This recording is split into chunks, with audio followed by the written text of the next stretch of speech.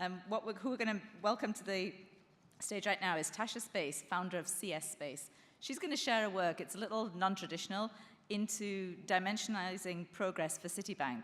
I think the last speakers talked about how you need to make decisions and drive progress, and they did a great job of showing that. Her work's going to go in the same direction, but using different kinds of methodologies. So let's welcome Tasha to the stage.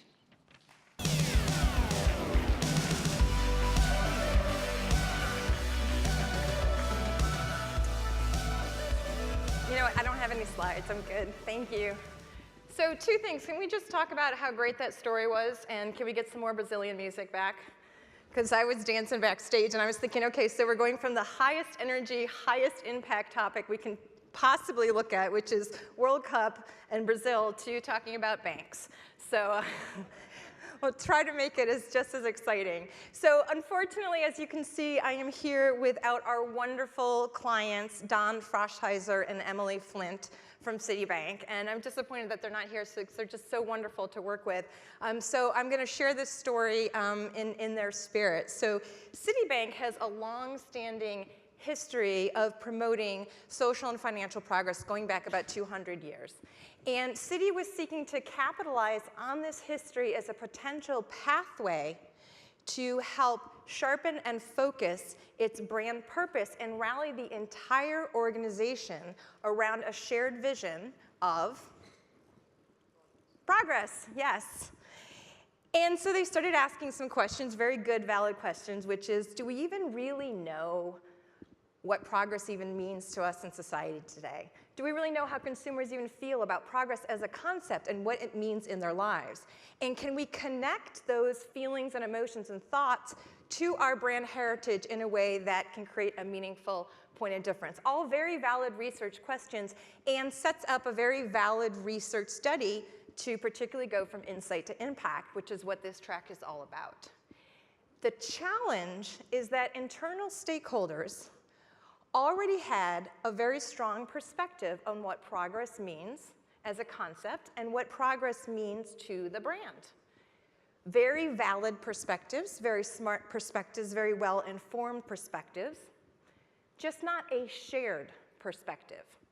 Now, in my experience, when internal stakeholders are not working under a shared vision, it can feel a lot like a logjam, and it's hard to move things forward. I'm sure many of you experienced that in your own organizations. It's not uncommon.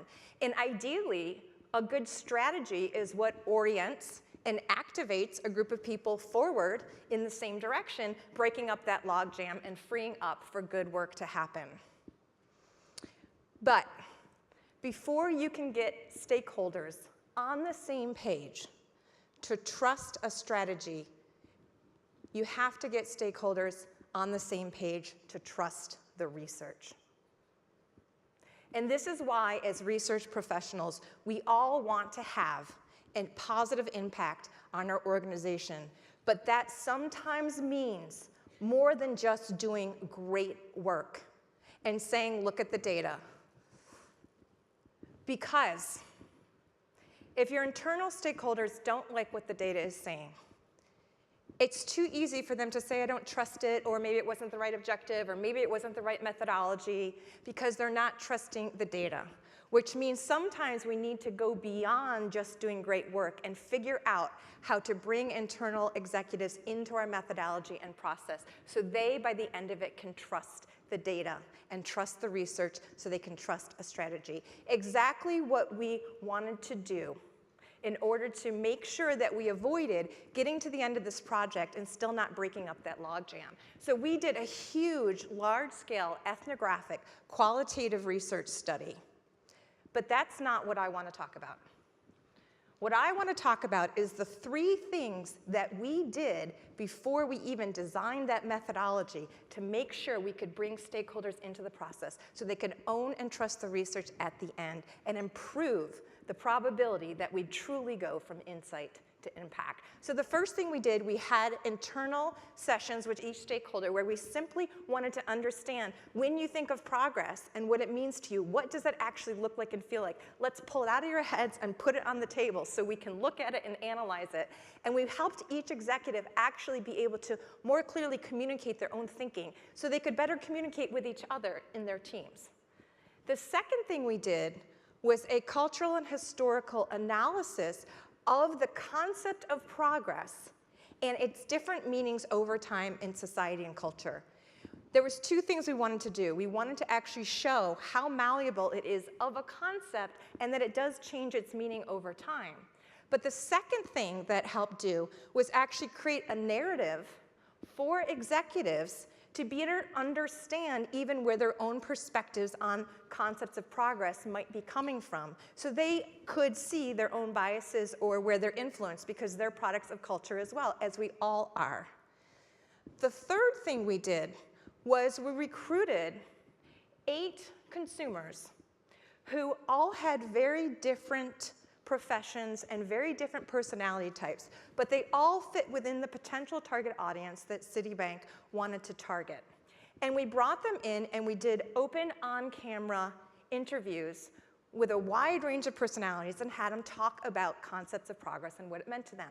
Because we wanted to see what are all of the conversations that we can put on the table as part of this discussion. So we took those 3 things, the internal interviews, the cultural historical analysis, and the consumer open conversations, and we strategically set up a session internally where we could use all of that content to now make sure we could dialogue and get everybody invested in what are their concerns, worries, what do they care about, what are the differences, let's put it on the table. To facilitate in that, we created a series of 4 videos based off of the consumer open interviews that we did. And we strategically used those videos to help facilitate a conversation. Now, I can't show you all 4 videos because we don't have time. But what I want to do is show you a summary of those videos that we put together. And what I want you to do is 2 things. I want you to listen to how many perspectives you hear on progress in this short video. You'll probably hear about a dozen. But what I also want you to do is notice how sneaky they are. They're not direct, they're not hitting you over the head. We're not trying to pound an idea. We actually want executives to be part of the discovery process so they can listen to different perspectives themselves and come to their own conclusions of the variety of them. And so the videos were strategically used to help bring people into the process and get invested in the conversations we would be having with consumers. Can you go ahead and play the video?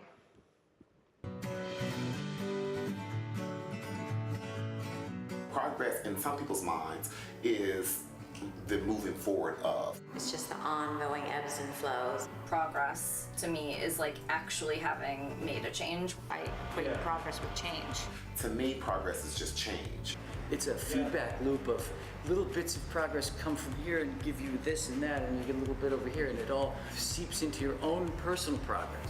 Working to your potential is the best progress that a person can do. And why do we fall, Bruce? So we can learn to pick ourselves up.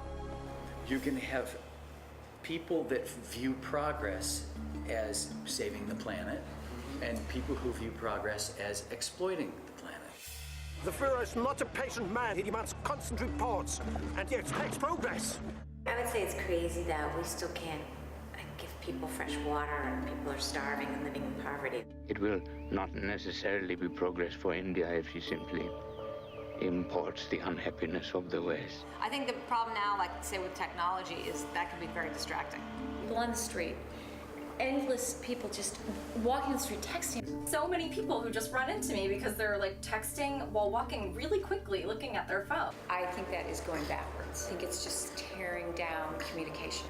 Parts of the world progress so far and so advanced, and it's crazy that, I don't know the statistic of, but a major portion of this world, there's no progress. Greed, for lack of a better word, is good. Greed is right. Greed works. Greed and ego get in the way of progress a lot from what I've seen, and I think that if you always want all of the credit and you always want your brand to be the one that's, you know, like at the front of the line, that it holds progress back. I have a competition in me. I want no one else to succeed. You know, we live in a community, regardless if we want to or not, we have to. Realize that the world is a village. Everyone in the village is equal. Everyone in the village should get a chance to lead. Everyone in the village should prosper. When I think of companies with progress, I think of like even Smart Car. From Microsoft, Google, Yahoo, Apple, all them. You know, the city bikes that are everywhere. That to me is progress. For me personally, I tend to focus more on like individual people. Nelson Mandela, that's progress. It took a long time. Well, since when are you the quitting kind? And I guarantee a week won't go by in your life you won't regret walking out, letting them get the best of you. You know, it's a little bit of being a cheerleader, like positive energy. It's constantly seeking new paths and, you know, educating yourself. That's the pursuit of progress. Being open, being progressive is about being open to ideas and open to new ways of thinking. So what the video was able to do was it was help to validate that yes, there are many perspectives on progress. And it was also useful to help people get invested in and excited about what we would learn to come. So fast forward, we come back from doing this large-scale ethnographic research study, and now when we have all of our insights back on the table, all of the executives are using the same frameworks now to have conversations and dialogues and interpret those insights in the same way. So we can now go from insight to impact. So what I just want to leave you with is just this last thought, is that sometimes trusting a strategy means trusting the research that got you there. And sometimes that means, as a research professional, that we have to go beyond just doing great methodologies, and sometimes we need to bring our stakeholders into and be part of the methodology. Thank you.